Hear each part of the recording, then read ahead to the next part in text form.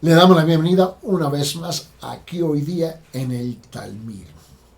Pregunta: ¿usted nunca ha visto un adulto que supuestamente debe ser maduro y resulta que actúa en una forma que te indica que todavía camina en pañales? Es un niño en su reacción, en su caminar, en su hablar, en su pensar, y aún está sentado en la iglesia. Algo está mal con ese cuadro. Mira, hoy día yo quiero hablar contigo sobre cómo es que nosotros podemos medir nuestro crecimiento espiritual. Ahora, se supone que cada uno de nosotros que ya tenemos un tiempo en las palabras, en las cosas de Dios, somos creyentes, hemos sido regenerados, hemos nacido de nuevo y supuestamente nos estamos alimentando de la palabra, estamos en una comunidad de creyentes, en una iglesia, mis hermanos. Y aún con todo eso, podemos ver gente que actúan como niños. Algo está mal.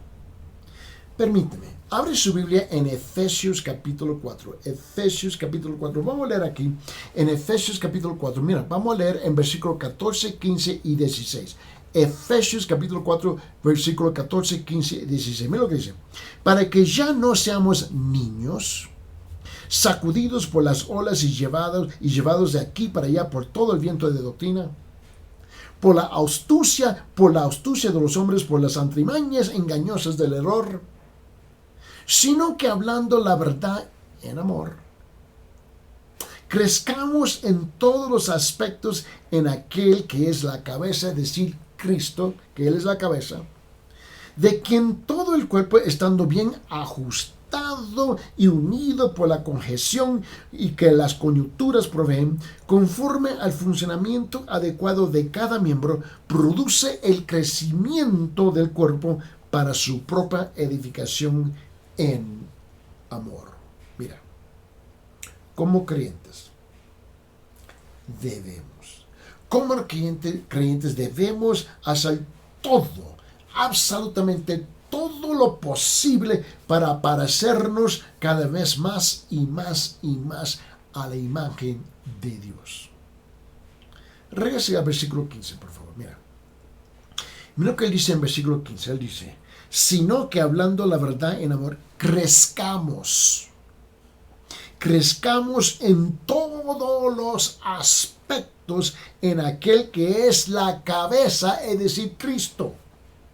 Mira, cuando Él es el Señor de nuestra vida. Ahora, piensa un momento.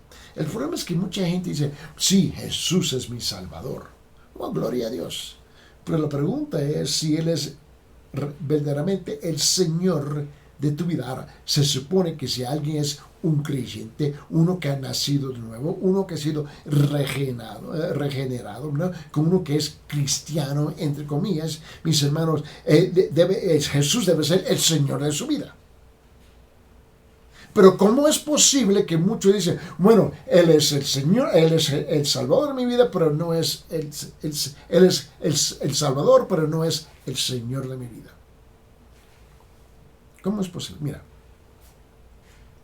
Y como Él, si es que reconocemos la verdad, como Él es el Señor de nuestra vida, es absolutamente necesario que demostremos ciertas características. Mira, hermano, escúchame. A mí no me importa qué país que tú te encuentres, en qué cultura, qué dialecto, qué idioma, qué sistema educativo, qué sistema político, qué sistema cultural, porque la palabra de Dios trasciende todo el mundo. Ahora, se supone que nosotros, si somos cristianos genuinos, verdaderos y honestos, debemos tener las mismas características. A mí no me importa en qué parte del país que tú te encuentras. Y debemos tener las mismas características. Cierto que se manifiesta en formas distintas en nuestras culturas. Yo comprendo eso, pero mis hermanos, debemos tener los mismos valores, los mismos principios, los mismos rasgos, características del Señor. De eso estoy hablando. ¿Cómo es que yo puedo medir mi crecimiento espiritual? ¿Cómo podemos medir, mis hermanos, nuestro crecimiento espiritual? Mira, he recopilado un breve inventario, mis hermanos, ¿cómo digo yo?, de referencias espirituales, ¿no?, para ayudar a evaluar su progreso. Mira, pero recuerda que solo la Biblia puede indicarle la magnitud de su crecimiento. Una cosa que tengo que aprender es que yo no puedo compararme, y usted tampoco se debe comparar con otros creyentes. Compárase con lo que dice la Biblia, la palabra de Dios en tu vida. Ahora, sabemos, perdón, sabemos que estamos creciendo cuando nos volvemos más conscientes de nuestra pecaminosidad misma, pecaminosidad y debilidad. Si yo soy honesto y yo puedo ver el pecado, la pecaminosidad y la debilidad en mi vida, mis hermanos, ahora tengo donde yo puedo comenzar, tengo un principio a comenzar a medir mi crecimiento espiritual. Ahora, pero si yo no reconozco mis pecados, yo no reconozco mis debilidades, y alguien más tiene que venir y apuntarme el dedo grande, mira, hermanito, hermanita, escúchame, papito, escúchame, mamita, tú andas mal así. En ese caso, yo no he aprendido cómo medir mi progreso, mi crecimiento espiritual. Mira, al estudiar la Biblia, a estudiar las vidas de los primeros cristianos, y me recuerdo cuando yo estaba pastoreando en la iglesia en los Estados Unidos, en Los Ángeles, California, en mi oficina, en este andante, yo tenía una serie de biografías de los grandes creyentes históricos.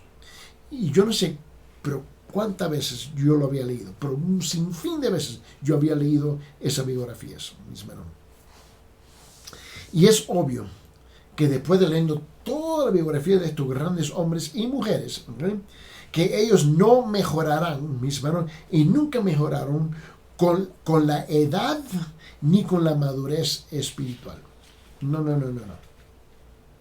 Cronológicamente, madurando no es una medida espiritual, con todo respeto. Te recuerdo que la pregunta que le hice al principio. Nunca he visto un creyente, entre comillas, maduros, pero actúa como si fuera un niño todavía usando pañales. En sus emociones, en sus pensamientos, en su hablar, en su actuar, etcétera.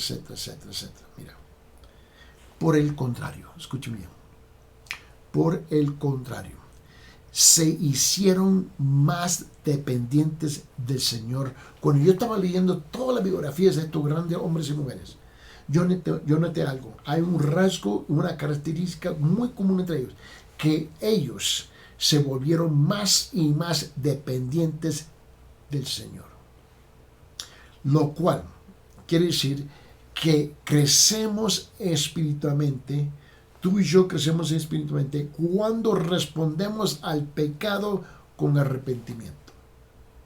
Mira, si yo tengo que tomar meses y años para arrepentirme de mis pecados, algo está mal.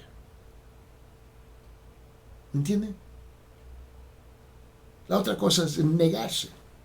Negarse, enfrentar el pecado en rebeldía contra Dios. Si yo niego el pecado en mi vida, es porque yo soy rebelde, mis hermanos, contra Dios. Hay que hacer la pregunta. Si yo hago un inventario de mi vida, de mis pecados, ¿me he arrepentido? ¿Sí o no? Esto no es una pregunta difícil y no es una pregunta complicada. ¿Entiendes?